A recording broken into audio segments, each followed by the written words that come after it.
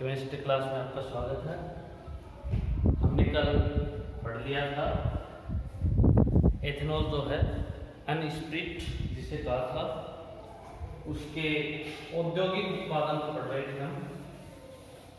सिरे से या मोलासस से कैसे बनता है पूरा पढ़ लिया था। उसके बाद नेक्स्ट वीडियो जो है उसी में फिर नेक्स्ट जो है वो हमने स्टार्च युक्त खाद्य पदार्थों से कैसे बनता है वो देखा था।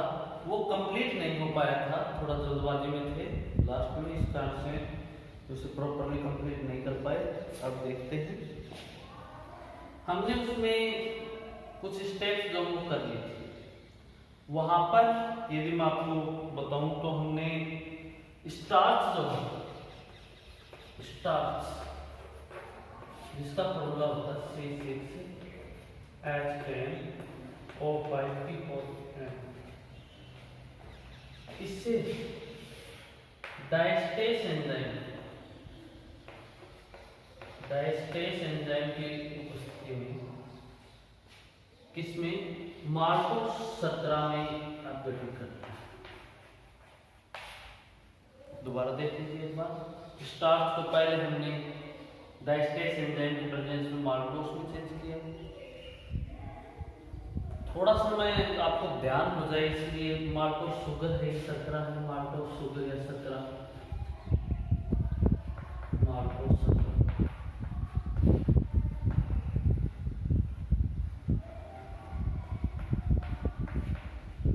थोड़ा सा मैं आपको बता दूं, आपको ध्यान आ जाए। हमने स्टार्च बनाने की विधि में मैश और माल्ट जो है वो बना लिए थे। क्या बना लिए थे? मैश प्लस माल्ट सब इससे निकाले। कैसे बनाए थे थोड़ा सा रिपीट कर देते हो एक बार, तो आपको थोड़ा सा स्पीडली बताई देता हूँ। पहले मैश बनाते। मैश जो है वो स्टार्च युक्त खाद्य पदार्थों को छोटे टुकड़ों में तोड़ने की जो प्रक्रिया है, जो प्रोसेस है, वो मैश है। स्टार्च युक्त खाद्य पदार्थों को छोटे टुकड़ों में तोड़ने की जो प्रक्रिया है वो मैश है। अंकुरित जो जर्मिनेटेड बर्ले, अंकुरित जो उन्हें माल्ट कहते हैं। अंकुरित जो को क्या कहते हैं? माल्ट। और उनका यदि हम पीस करके उसका रस निकालते हैं तो उसे माल्ट सत कहते हैं। माल्ट सत में डायस्टेस एंजाइम होता है, माल्टेस एंजाइम होता है, इसे आप स्टोरी टाइप में, मैंने आपको पहले प्रीवियस वीडियो में भी बताया था, आप इसे स्टोरी टाइप ही लें और थोड़ा सा अच्छे से समझते जाएं। हम दोबारा बता देता हूं मैं, एथेनॉल या अनस्प्रिट जो है उसको औद्योगिक स्तर पर कैसे बनाते हैं वो पढ़ रहे हैं। सिरे से हमने कंप्लीट पढ़ लिया, सिरे या मोलासस से या रसकट गुड़ जिसे कहा था हमने, या चीनी के क्रिस्टल निकालने के बाद जो गहरे भूरे रंग का जो पदार्थ बचता है उसे सिरा या मोलासस कहते हैं, रसकट गुड़ भी कहते हैं अपनी सामान्य भाषा में। अब हम पढ़ रहे हैं स्टार्च युक्त खाद्य पदार्थों से। तो स्टार्च युक्त खाद्य पदार्थों से पढ़ रहे हैं तो उसमें स्टेप बाय स्टेप मैं बता दूं, आपको जितना पढ़ा दिया था वो भी रिपीट कर देता हूं मैं। स्टार्च युक्त खाद्य पदार्थ को छोटे टुकड़ों में तोड़ने की जो क्रिया है उसे मैश कहते हैं। मैश तैयार हो जाता, छोटे टुकड़ों में तोड़ लेते हैं। तो अंकुरित जो, भीगे हुए जो को अंधेरे कमरों में रखा था 15 डिग्री सेंटीग्रेड के लगभग टेम्परेचर पर, 288 केल्विन पर, तो माल्ट प्राप्त हो गया था। उससे पीस करके उसका जो रस निकाला वो माल्ट सत और माल्ट जूस। अब ये दोनों मिला देते हैं। दोनों मिला करके और इन्हें 333 से 343 केल्विन टेम्परेचर पर, या 333 से 338 केल्विन टेम्परेचर मानिए, उस पर इसे रख देते हैं। तो स्टार्च जो है वह माल्टोस 17 में परिवर्तित हो जाता है। कौन से एंजाइम से? डायस्टेस। कहां से आया? माल्ट सत से आया, जो दोनों हमने मिलाए थे उससे, और ये है माल्टोस शुगर में कन्वर्ट हो जाता है। माल्टोस शुगर जो है हमारे पास, इसे ध्यान से समझने, स्टोरी टाइप समझे, वीडियो को रिवर्स कर ले, पिछला वीडियो देख लें। माल्टोस जो है रिपीट करके देख लीजिए, ध्यान नहीं आ रहा तो। माल्टोज जो है माल्टेज एंजाइम के प्रेजेंस में माल्टोज जो है वो माल्टेज एंजाइम की उपस्थिति में ग्लूकोज में अपघटित हो जाता है, टूट जाता है। माल्टोज शुगर का जो फॉर्मूला है वो है C12H22O11 और माल्टेज एंजाइम की उपस्थिति में इसका हो जाता है जलावरण। माल्टेज एंजाइम जो है उसकी प्रेजेंस में हो जाता है इसका जलावरण, मतलब H2O इसमें जुड़ जाएगा और ये बन जाएगा ग्लूकोज में चेंज होगा C6H12O6। क्लियरली अच्छे से समझते चले, कहीं पर कोई 1% भी कंफ्यूजन न रखें। फिर भी कुछ रहता तो आप ऑफलाइन क्लासेस के लिए रखिए, पूछ लेना वहां पर। लेकिन मेरा जहां तक विश्वास है, पूरा विश्वास है कि आप यदि पिछला वीडियो रिपीट करके देखते हो, इस वीडियो को ध्यान से देखते हो तो कहीं पर कोई प्रॉब्लम रहेगी। ये हो गया आपका ग्लूकोज। अब ग्लूकोज जिसका फॉर्मूला है C6H12O6, यदि हम ग्लूकोज को और जाइमेज एंजाइम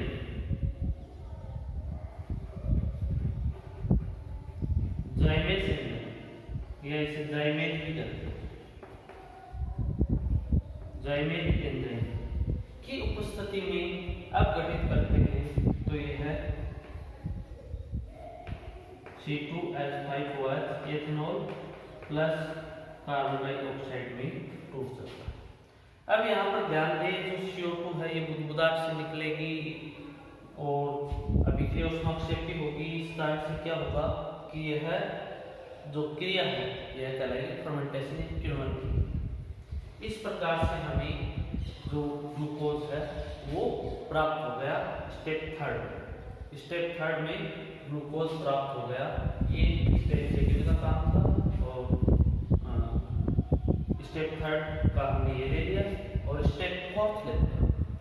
अब मैंने आपको बता दिया था, अब हमारे पास एथेनॉल बन गया है और जो हमारे पास जिस पात्र में ये बना है और उसमें इसकी जो कंसंट्रेशन है वो 10 to 15%, 10 से 15%।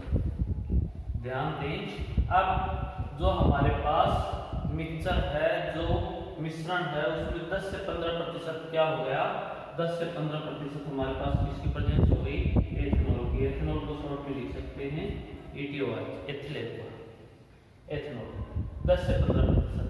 इस 10 से 15% एथेनॉल मिश्रण को वाश करते हैं और मैंने आपको एक प्रीवियस वीडियो में बताया था, वाश आपने न्यूज़पेपर वगैरह में भी बहुत बार सुना होगा, इतने लीटर वाश को नष्ट किया, इतने लीटर वाश को, क्योंकि सरकारी मान्यता के बगैर एथेनॉल का उत्पादन जो है वह क्या है, एक अपराध है, एक क्राइम है। इस कारण से वाश जो है उसे नष्ट कर दिया जाता है। 10 to 15% ethanol solution he wash कहलाता है। अब देखिए स्टेप थर्ड में हमारे पास वाश जो है वह उसका फॉर्मेशन हो चुका है। अब हम आगे नेक्स्ट देखते हैं। नेक्स्ट यदि हम देखें आगे तो जो 10 to 15% एथेनॉल सॉल्यूशन है, वाश है, उसको हम डिस्टिलाइजेशन करेंगे। क्या करेंगे? डिस्टिलेशन मतलब डिस्टिलेशन से आप आसवन करेंगे तो आसवन जो है वह स्टेप फोर्थ में होता है, ये स्टेप थर्ड था, ये स्टेप सेकंड था और मार्क ये बनाना स्टेप फर्स्ट। मैं आपको ये डिटेल से बता चुका हूँ, प्रीवियस वीडियो लोग रिपीट करके देख लीजिए। स्टेप फोर्थ, कॉफी का भुक्का।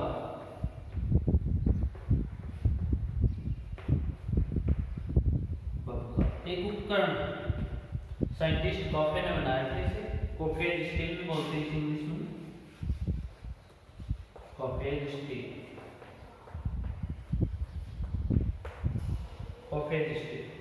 कॉफे का भुक्का जो है उस उपकरण में इसका आसवन किया जाता है। क्या किया जाता है? आसवन या डिस्टिलेशन, आसवन।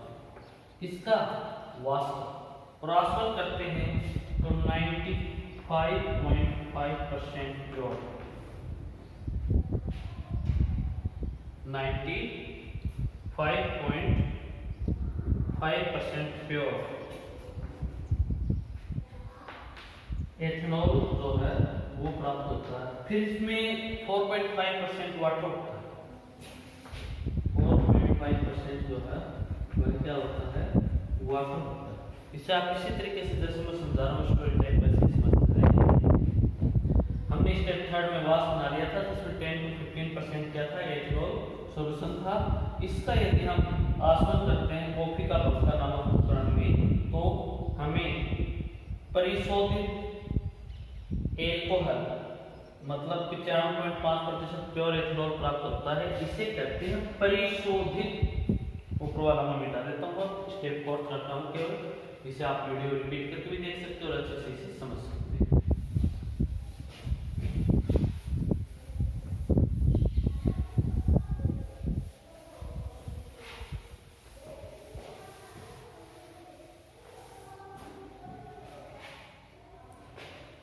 स्टेप 4 में प्राप्त 95.5% एथेनॉल वाटर सॉल्यूशन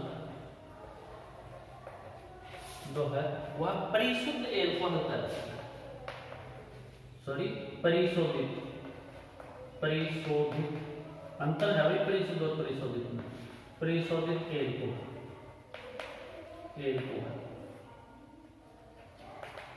परिशोधित एल्कोहल की इंग्लिश होती है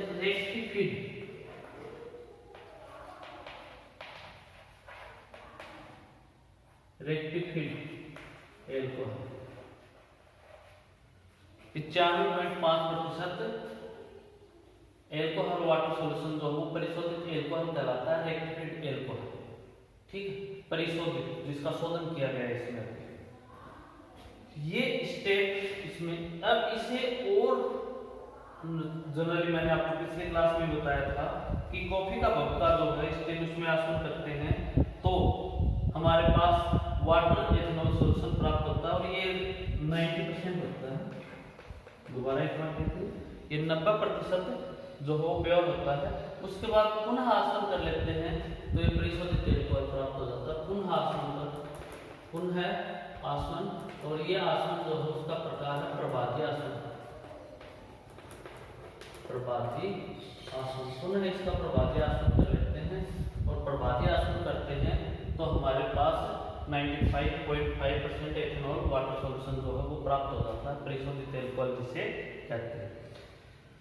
वास था, वास में 10 से 15% शुद्ध 10 से 15% एथेनॉल सॉल्यूशन था, जिसे कॉफी का भक्का कोफेज स्टील में आसवन करते हैं तो 90% तक शुद्ध आश्वित एथेनॉल प्राप्त हो जाता है, जिसे और आगे प्रभाती आसवन द्वारा आश्वित करके और इसे हम कितना 95.5% प्योर एथेनॉल सॉल्यूशन जो है वो बना लेते हैं। इस बात को थोड़ा सा ध्यान से अच्छे से समझ लें।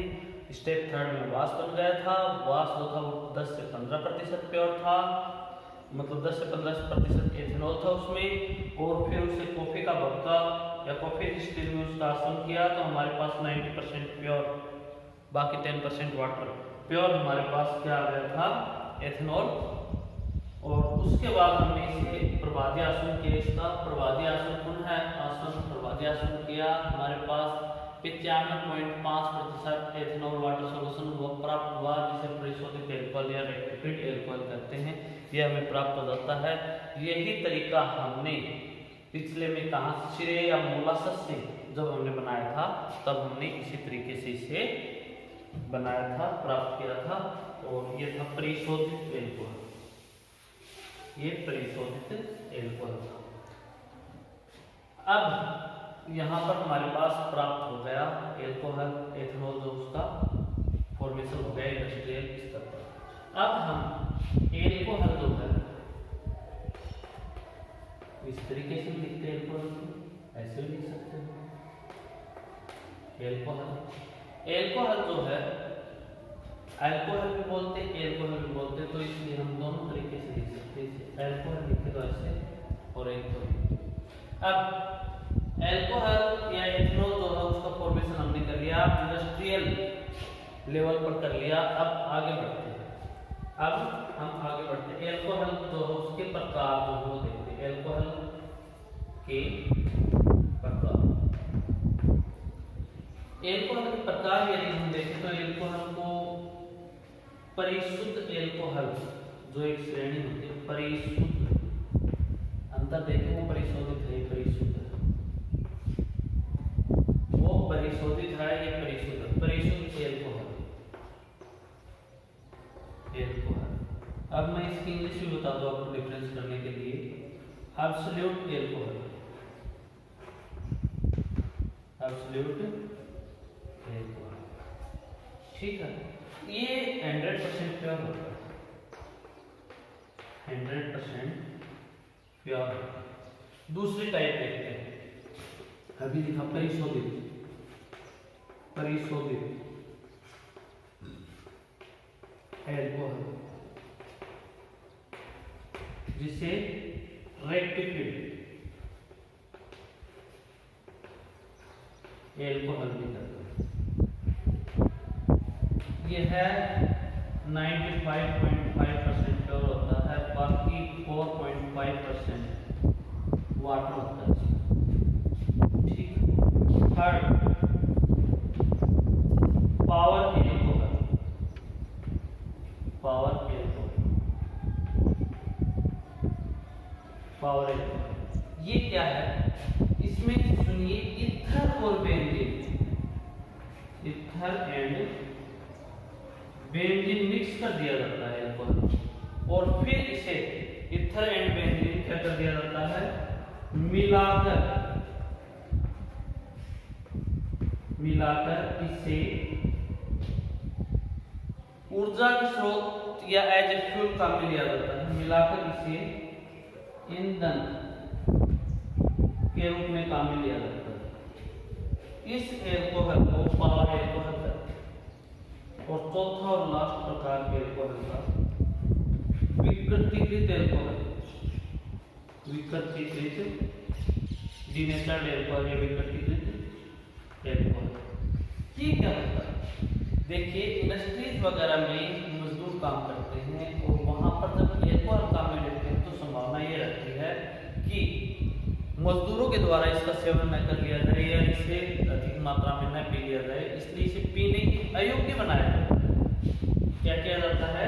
पीने के अयोग्य बनाया जाता है। पीने के अयोग्य बनाने के लिए इसमें कुछ रंजक डाल देते हैं, जैसे कॉपर सल्फेट वगैरह है जो नीले रंग का होता है सोल्यूशन, तो वह डाल देते हैं, या पीरिडिन, दुर्गंधयुक्त पदार्थ पीरिडिन डाल देते हैं, मेथनॉल 1% मिला देते हैं जो कि विषैली प्रकृति का होता है, और इस प्रकार से प्राप्त एल्कोहल को विकृतीकृत एल्कोहल कहते हैं।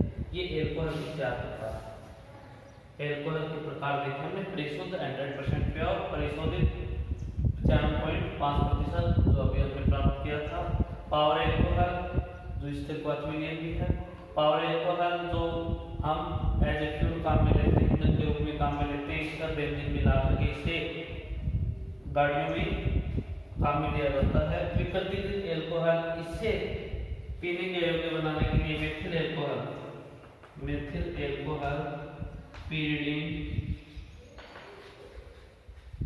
जैसे दुर्गंधयुक्त पदार्थ जो हैं वो मिला दिए जाते हैं, जिससे पीने के योग्य हो जाता है। तो ये जो है इस प्रकार से हम देखेंगे। एल्कोहल लेब वगैरह में लेते हैं तो काम में पेट्रोल वगैरह मिला हुआ होता है, तो ध्यान रहे उसे चखना बिल्कुल मना है। तो इस प्रकार से एल्कोहल के बारे में हमने पढ़ लिया। एल्कोहल जो है कंप्लीट हो गया, एल्कोहल कंप्लीट हो गया, किसी प्रकार का कुछ भी इसमें बाकी नहीं रहा। कुछ भी समझ में नहीं आए तो आप वीडियो रिवर्स करके देखें, और फिर भी यदि प्रॉब्लम हो तो आप ऑफलाइन क्लासेज में प्रॉब्लम जो है वो सॉल्व करें। चलो आगे बढ़ते हैं। फिर ये हमारे पास एल्कोहल जो है उससे संबंधित बातें हमने देख ली थी। अब नेक्स्ट लेते हैं फिनॉल। फिनॉल, फिनॉल के बाद क्लास में चला फिनॉल। पहले मैं बता दूं आपको, बेंजीन वलय में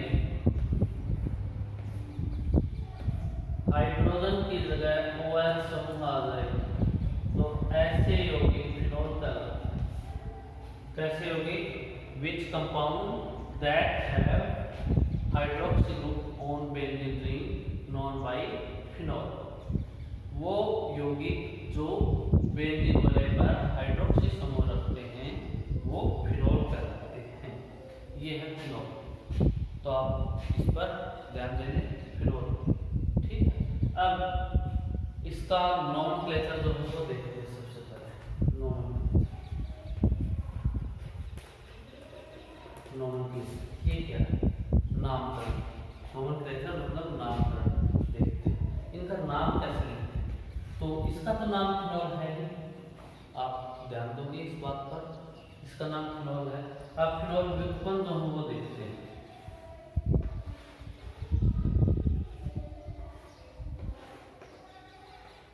ये OH और इस पर ये CH3 जुड़ा हुआ, तो इसे कहते हैं किशोर।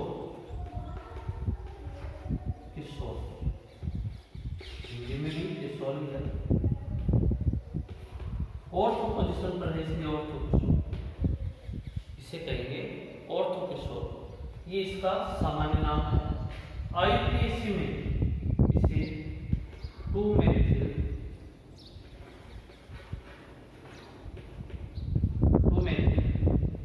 फिनॉल से जाना जाता है। 2-मेथिल फिनॉल, फिर 3-मेथिल फिनॉल, यहाँ पर CH3 जुड़ा हुआ तो जनरल नेम तो मेटाकिशोल। कैसा नेम है? सामान्य नाम मेटाकिशोल। IUPAC जो है वह है 3-मेथिल फिनॉल। कहने का मतलब ये है कि ये कंपाउंड जो है ये फिनॉल, और बाकी हम प्रतिस्थापन मानते हैं IUPAC में। नेक्स्ट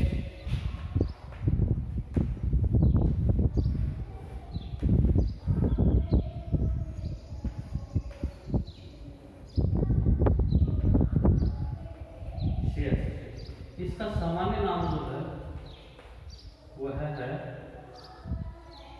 पैराकिशोर। पैराकिशोर।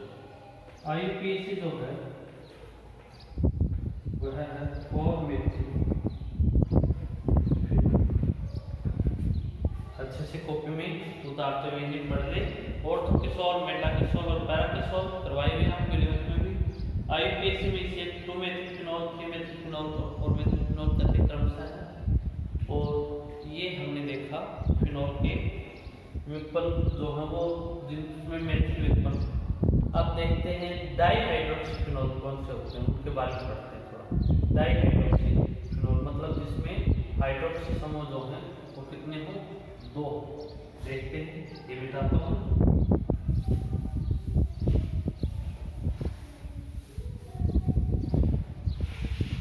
अब मैं यहाँ पर दोनों OH समूह जोड़ता हूँ।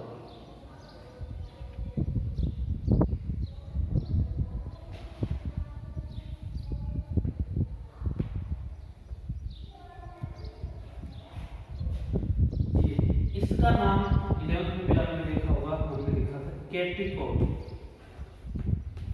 इसका जो सामान्य नाम है वह है केटिकोल। केटिकोल कॉपी में आप लिखते रहिए। इसका सामान्य नाम जो है रिसोर्सिनोल।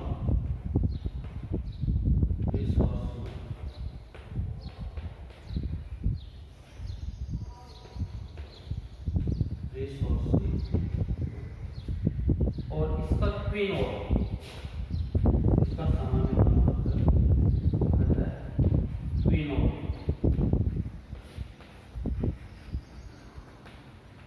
क्विनोल इसका सामान्य नाम जो है वह है क्विनोल। केटिकोल, रिसोर्सिनोल, क्विनोल, ये इनके सामान्य नाम। नेक्स्ट IUPAC देखते हैं। इन्हें आप डाइहाइड्रोक्सी भी कह सकते हो। डाइहाइड्रोक्सी बेंजीन से भी इसका नोमेनक्लेचर हो सकता है, क्योंकि ये तो फिनॉल तो दोनों को समान प्रायोरिटी देते हैं, तो फिर हाइड्रोक्सी के रूप में ले लेते हैं इसे। 1,2 डाइहाइड्रोक्सी बेंजीन, ये 1,3 हो जाएगा डाइहाइड्रोक्सी बेंजीन, ये 1,4 हो जाएगा डाइहाइड्रोक्सी बेंजीन। आगे डाइहाइड्रोक्सी बेंजीन सेम है, पहला 1,2, दूसरा 1,3, तीसरा 1,4 डाइहाइड्रोक्सी बेंजीन जो है उससे इसका आईपीएसी नोमेनक्लेचर जो है वो किया जा सकता है। ठीक है, आगे बढ़ते हैं। आगे नोमेनक्लेचर जो वो हमने देखे फिनॉल का कैसे क्या होता है। आगे हम इसके विभाजन की विधियां, मेथड ऑफ फॉर्मेशन जो है वो देखेंगे। मेथड ऑफ फॉर्मेशन बनाते कैसे, इसकी मेथड 2 टाइप होती है। मेथड ऑफ फॉर्मेशन जो है वो 2 टाइप है, 2 प्रकार की विभाजन की विधियां बनाने की विधियां 2 प्रकार की। एक तो रासायनिक विधि, एक औद्योगिक विधि, या एक तो हम कह सकते हैं कि इसमें रासायनिक विधियां और दूसरी औद्योगिक विधियां, इसे हम ऐसे भी कह सकते हैं प्रयोगशाला विधि और औद्योगिक विधि। रासायनिक विधियां जो बनाने की विधियां हैं वो 2 प्रकार की हैं। हम पहले प्रयोगशाला विधि देखते हैं, कैपिटल ए से ले लेता हूं। प्रयोगशाला विधि,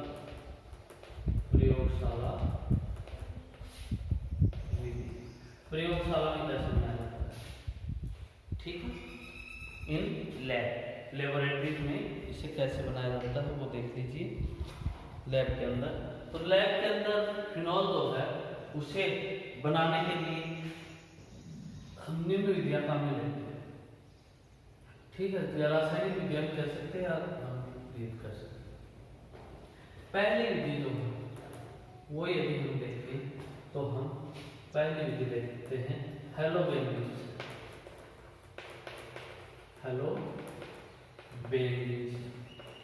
हेलोबेंजीन से कैसे बनाना, हेलोबेंजीन से हमें बनाना हो जैसे क्लोरोबेंजीन से बनाना है तो यह हम पहले पढ़ चुके हैं।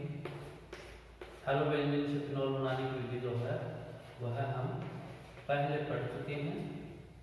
कैसे बनाते हैं, इसमें नाभिक स्नेह प्रतिस्थापन कठिन होता है, इसलिए NaOH के साथ रिएक्शन करवाते हैं। इसके साथ NaOH के साथ रिएक्शन करवाते हैं और 623 केल्विन टेम्परेचर लेते हैं, 623 केल्विन टेम्परेचर और 300 एटमॉस्फेरिक प्रेशर, 300 वायुमंडलीय दाब लेते हैं। तो उस कंडीशन में ये चेंज हो जाता है फिनॉल, यह चेंज हो जाता है इसमें फिनॉल। दूसरी विधि जो है वो from BDAC, benzene diazonium chloride, BDAC बताया आपको BDAC। तो बेंजीन डाइएजोनियम क्लोराइड ये होता है N2 प्लस Cl माइनस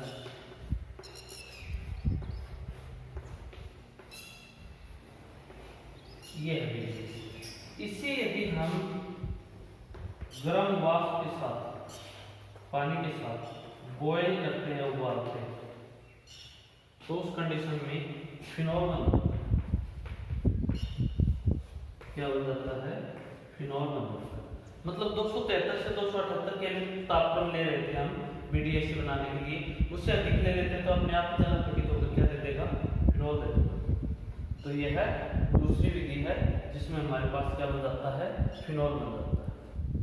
अब नेक्स्ट जो मेथड है, मेथड थर्ड जो वो लेते हैं, तीसरी विधि जो है वो लेते हैं सामने। तीसरी विधि बेंजीन सल्फोनिक एसिड से, benzene sulphonic acid, benzene sulphonic acid की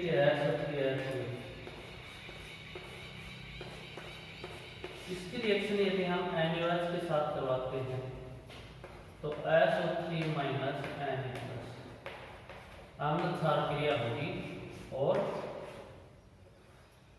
ये प्रोडक्ट बन जाएगा अल्टरनेटिवली W। बेंजीन सल्फोनिक अम्ल से बनाते हैं तो सोडियम बेंजीन सल्फोनेट बन जाता है, ये बन जाता है। उसके बाद दोबारा आ गया NaOH से अभिक्रिया करवाते हैं, 2 मोल रिएक्शन कर लेगा, गर्म कर देंगे इसके साथ, तो सोडियम फिनॉक्साइड बनेगा, सोडियम फिनॉक्साइड। साथ में बन जाएंगे इसके Na2CO3 sorry Na2SO3 Na2SO3 plus H2 Na2SO3 plus H2 बन जाएगा। इसे हम यदि तनु अम्ल से अम्ल अपघटित कर दें, तनु अम्ल से अम्ल अपघटित कर दें तो उस कंडीशन में फिनोल जो है उसका फॉर्मेशन हो जाता है, इसका फॉर्मेशन हो जाता है, फिनोल का फॉर्मेशन हो जाता है। दोबारा देख लीजिए एक बार, बेंजीन सल्फोनिक एसिड की बेस के साथ रिएक्शन करवाएंगे, एसिड बेस से साल्ट बन जाएगा, साल्ट की NaOH के साथ गर्म करके दोबारा अच्छे से रिएक्शन करवाएंगे तो Na2CO3 निकल जाएगा और ONA प्लस जो जुड़ा रह जाएगा इस पर। फिर अम्ल तनु अम्लों से अम्ल अपघटित करते हैं इसे, तो उस कंडीशन में हमारे पास फॉर्मेशन ऑफ फिनोल हो जाएगा। रिएक्शन को अच्छे से उतार करके देख लें, किसी प्रकार की आपको दिक्कत नहीं होनी चाहिए। Next fourth method of formation, चौथी बनाने की विधि जो है वह है सैलिसिलिक एसिड से। सैलिसिलिक एसिड, सैलिसिलिक अम्ल। सैलिसिलिक अम्ल क्या है? ऑर्थो पोजीशन के ऊपर यदि कार्बोक्सिलिक ग्रुप जुड़ा हुआ हो तो इसे सैलिसिलिक एसिड कहते हैं। सैलिसिलिक एसिड की यदि हम सोडा लाइम के साथ क्रिया करवाते, सोडा लाइम डीकार्बोक्सिलेशन रिएक्शन है, विकार्बोक्सिलीकरण अभिक्रिया CO2 का निकलना है, तो ये निकलते क्या बन जाएगा? फिनोल। ये निकलते क्या बन जाएगा? ये फिनोल। सैलिसिलिक एसिड कौन सा है? ये आपका सैलिसिलिक एसिड, सोडा लाइम लगाएंगे हमारे पास बन जाएगा फिनोल। फिनोल जो है उसका फॉर्मेशन हो जाएगा, CO2 निकल जाएगी। बाकी रिएक्शन आपको बहुत डिटेल से पहले बताई हुई है। लास्ट विधि, प्रयोगशाला विधि, जो अंतिम विधि है वो बता देता हूँ आपको। GR से ग्रीनर अभिक्रमण से फेनिल मैग्नीशियम ब्रोमाइड ले लीजिए, क्लोराइड ले लीजिए, GR ले लीजिए आप, फेनिल मैग्नीशियम, ये फेनिल, इसके ऊपर मैग्नीशियम ब्रोमाइड या क्लोराइड ले लीजिए, ये लेते हैं। ये लेने के बाद इसकी O2 के साथ सनलाइट की प्रेजेंस में रिएक्शन हो जाती है और पेरोक्साइड जो है वो बन जाता है। क्या बन जाता है? Peroxide, MgBr। यह पेरोक्साइड जो है, ध्यान दें इस चीज पर, वायुमंडलीय ऑक्सीजन के साथ, वायु के साथ यह फेनिल मैग्नीशियम ब्रोमाइड ऑक्सीडाइज हो जाता है, ऑक्सीडाइज होकर के ये पेरोक्साइड बना जाता है। इस प्रकार से डाइऑक्सीजन जो है बीच में आ जाती है। उसके बाद यह 1 मोल फेनिल मैग्नीशियम ब्रोमाइड के 1 मोल और है, उसके साथ रिएक्शन कर लेगा और हमारे पास बन जाएगा MgBr, ये बन जाएगा।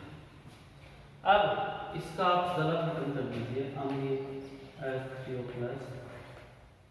लिख सकते हैं, अम्लीय जला खत्म तमाम को, तो जला खत्म इसका करोगे तो हमारे पास बन जाएगा ये फिनोल। फिनोल जो है उसका फॉर्मेशन हो जाएगा, हमारे पास बन जाएगा फिनोल।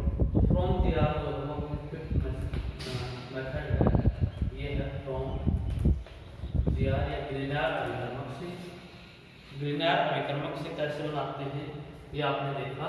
ग्रीनर अभिक्रमण की क्रिया डाइऑक्सीजन से करवा दीजिए सनलाइट के प्रेजेंस में। ये आपकी एयर या वायु है, वायु से यह ऑक्सीकृत होकर के पेरोक्साइड बना लेगा। पेरोक्साइड दोबारा क्रिया कर लेता है फेनिल मैग्नीशियम ब्रोमाइड से और दोबारा क्रिया करके यह